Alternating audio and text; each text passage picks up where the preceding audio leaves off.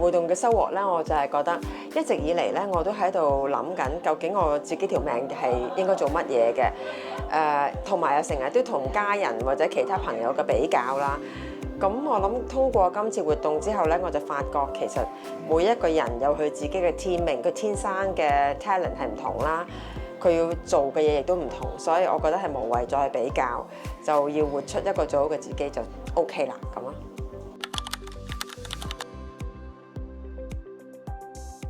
今次活動最能夠融入生活裡面就係星座嘅南北交點啦，因為佢講清楚有啲乜嘢你係應該發展嘅，有啲咩係應該避免嘅，能夠先至可以更加圓滿咁活出你最好嘅生活。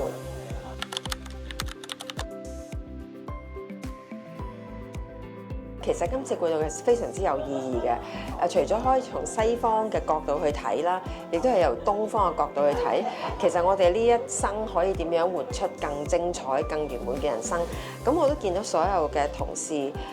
基金會嘅同事啦，即係每一位都好俾心機啦，即係由一個籌劃啊、安排啊，咁所以都係好感動嘅，同埋今次活動真係好開心。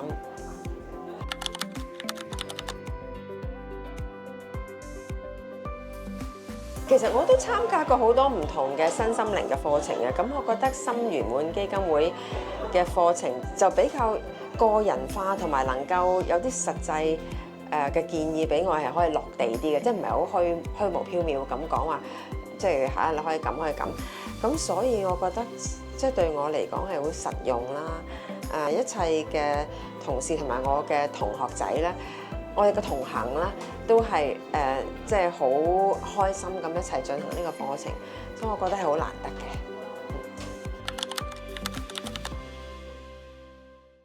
今次最開心嘅活動咧，就係再認識自己深啲啦，即係對自己再多啲嘅了解啦。咁特別就係譬如喺尋日咧，喺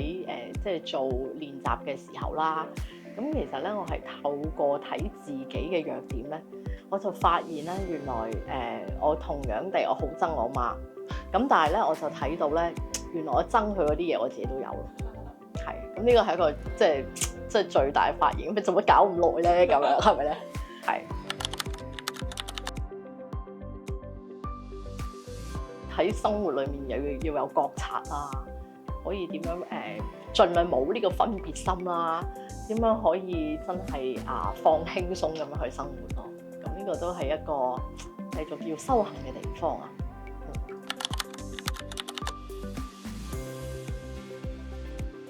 咁好多謝心圓滿基金會啦，咁一系列嘅活動啦，咁其實都唔係淨係活動，咁因為其實嗰個活動背後有好多即係好深層次嘅嘢咯，即係點樣可以即係圓滿自己嘅人生咧咁同埋活動都會即係喺雖然話唔係活動，但係都有好多好豐富嘅內容啦。咁可能係有啲動態嘅，有靜態嘅，有學習嘅，有係一啲即係 self reflection 嘅，有即係要自我覺察嘅。咁亦都我哋會即係衝出香港啦，就去到唔同世界各地去玩啦，去經歷啦。咁認識到唔同嘅朋友仔都係好開心嘅。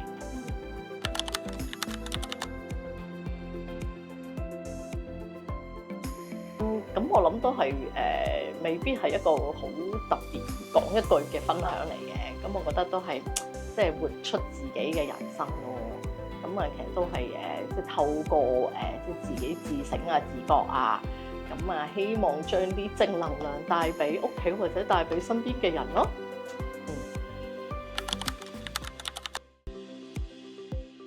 最深刻嗰個位咧，就係我哋發現咗其實每一個人條命咧都好似係定咗嘅，可以改變到嘅嘢咧都唔似係好多，唯一你可以改變到咧就係你點樣睇你個命啦，或者你經歷事嘅方法。咁呢個係我覺得比較深刻嘅領悟咯。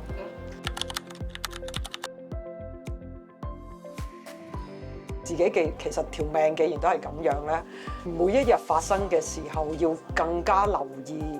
自己，唔好跌入咗去自己嗰個命格入邊啦。如果有啲嘢要去超越嘅時候咧，就要去超越啦，因為呢一生其實就係要做超越呢個挑戰。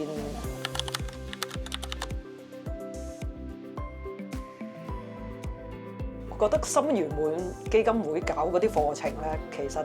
好特別嘅，完全唔係完全係非一般坊間大家會上到嘅課程嚟嘅。咁佢哋啲課程最主要令到我哋學習到嘅嘢咧，就係用一個唔同嘅角度去睇返自己生命入邊發生嘅所有事情。咁係有少少，我諗大家聽過一個字叫轉念啦，即係因為好多嘢生命發生嘅嘢，我哋都未必可以改變到，但係我哋可以改變到睇嗰個事情嘅方法咯。咁佢哋嗰啲課程咧，就用啲唔同嘅方法啦，去令到我哋學員咧可以掌握到某啲 skill sets， 可以換個角度去睇同一樣嘅事情咯。今次咧心圓滿搞呢個活動啦，其實咧我覺得我自己好大深刻嘅體驗嘅。咁咧就係首先啦，我就會學識啦點樣去認識自己啦。咁跟住咧就去接受自己啦，同埋咧我亦都即係揾到一個體悟咧，就係我行到一條即係可以改變我自己啦，或者係做一個更好自己嘅方向。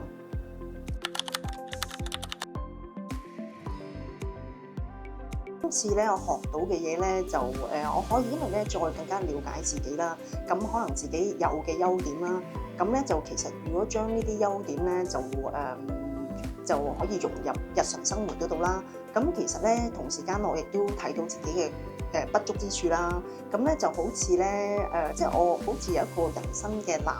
本咁樣啦。咁咧等我咧日後咧其實可能面對一啲事情嘅時候咧，我諗我會比較穩定啲去處理到一啲情緒啦，或者係解決一啲問題咁樣咯。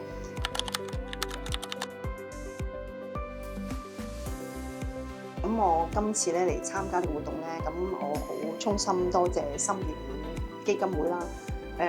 因為咧佢哋咧，我睇得出呢一個活動咧，佢哋花咗好多時間精神啦。咁每一處咧，佢哋都好細心去安排嘅。咁咧令到我哋有一個好好嘅地方啦，同埋一個好好嘅機會去學習到即係點樣認識自己啦，跟住又可以做一個更好嘅自己咁樣啦。咁我希望心圓滿基金會咧，日後咧都會舉辦多啲活動，咁我都會積極啲參與嘅。咁咧俾一個平台，咁我哋希望可以活得更精彩嘅人咧嚟參加一啲活動。